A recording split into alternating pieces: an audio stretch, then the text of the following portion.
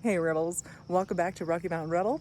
Hope you had a great week. And I got a new visor for my helmet. And let's talk about biker stereotypes and if you fit into them or not, should you ride. So I'm out walking my dog today in the lovely Rocky Mountains. And I was thinking about biker stereotypes and how you think of different types of bikes, sports bikes, cruisers, Harleys specifically, and you start thinking about the different stereotypes that go with them. Now, obviously there are stereotypes for a reason, right? Certain people gravitate towards certain things, and there's nothing wrong with stereotypes.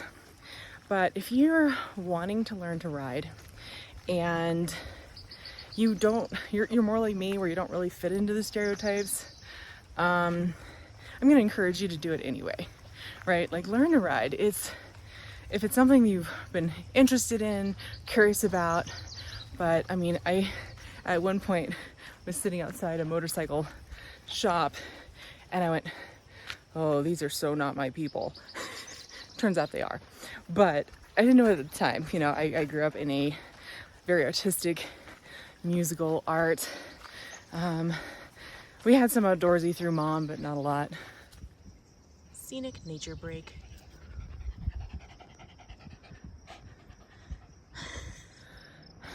So yeah, I didn't grow up in a family that was, you know, the outdoorsy, like dirt bike riding. Like mom and I talked about it. We thought that would be so fun, but with my dad not being into that stuff, it just wasn't ever gonna happen. And my sisters aren't really either. So I'm actually winded. Yeah, it was just something I kind of put off, and it was a someday I'll learn to do this type of a deal. And I'm so glad I did, even though I'm not into tattoos. I don't drink any alcohol. I am not interested in wheelies or running from the cops. And good for you who do that stuff. I mean, watching people do wheelies is like, wow. But it's just one of those things where I like to ride, and I just like to explore, and I like the challenge of learning something new and conquering something as scary as a motorcycle. And again, if you're thinking about getting into riding, take some classes, find somebody that knows, learn a few things. Like, it's so worth it. It really is. Just do it. I just sound like Nike, but just do it. So that's my message for today. Let's continue up the mountain. You're gonna love this. If you ever come to Colorado and do some hiking, be sure and check out all of our trees with the orange bark. If you see one like this with just a ton of orange bark, then I'm gonna tell you to do something weird. Be sure you sniff it. We call these vanilla pines. It's not actually their name, but they smell like vanilla. And one out of every, it's either 1,000 or maybe 10,000 trees actually smells like chocolate, which I didn't believe, because I have smelled, I don't know how many of these growing up. And about maybe 2 summers ago, I actually ran into a chocolate tree. Couldn't believe it. The family didn't believe me either. I had to drag them all back out there and be like, sniff this tree.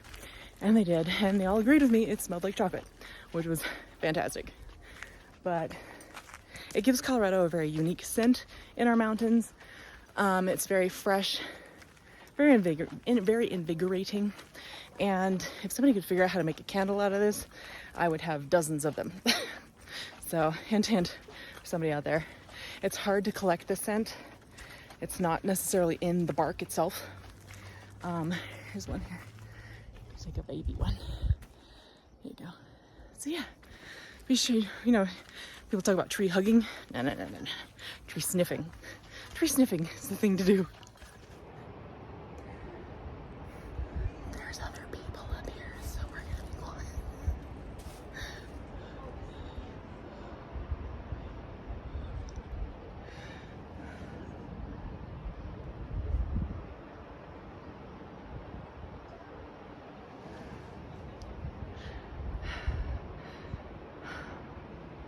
It's so pretty. It's hot up here today.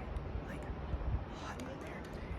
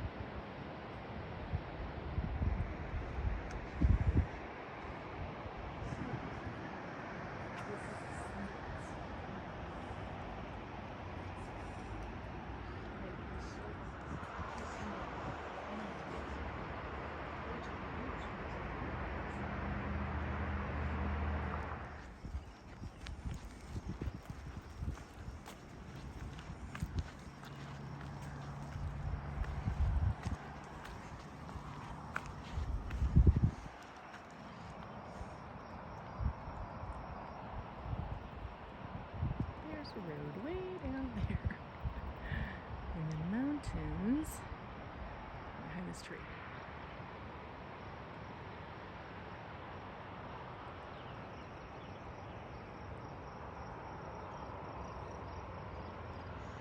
Lots of rain this spring, so the mountains are green, green, green, which does not last very long here in Colorado. They call us colorful Colorado, but they really should call us brown Colorado, because color is literally just in the spring for a couple weeks, and then it's gone. I to put the light behind us, I guess. Too many shadows. Okay, well, that's it for up here in the mountains. Let's head down, and I got that transition lens for my helmet. I am dying to try out, so let's go try that. Unfortunately, it has clouded up as I got home, but as you can see, I'm in the garage. It's clear at the moment, so we'll see how this goes. So that'll be interesting. So, starting clear. Wonder what it does in clouds.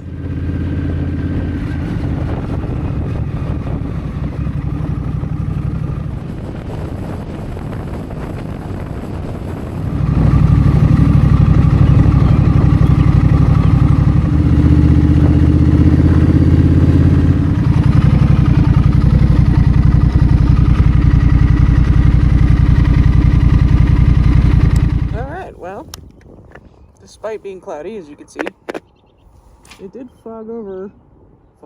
did darken some.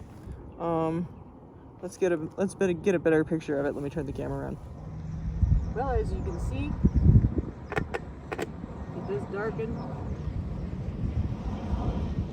All right, so is the visor worth the money? I'm gonna say yes at the moment. Again, it's not as dark as my black smoke, but it's also not as bright at the moment. Like, we've got a pretty decent cloud cover right now, so I'm thinking this is probably good. It does start very clear. I'm gonna have to just do like a full day ride now. Oops. So what I'm thinking is start around sunrise, and I guess as the day gets nice and sunny, we'll see how it goes. Or do the reverse, do a sunset. So that will be an upcoming ride for sure. And in the meantime, I think we're expecting rain again tomorrow. Figures. It has been so rainy lately, but it is also very green, as you saw on the hike. So we'll take it. All right, well, I've got to get back and work on some stuff at the house, and I'll see you guys next week. Take care.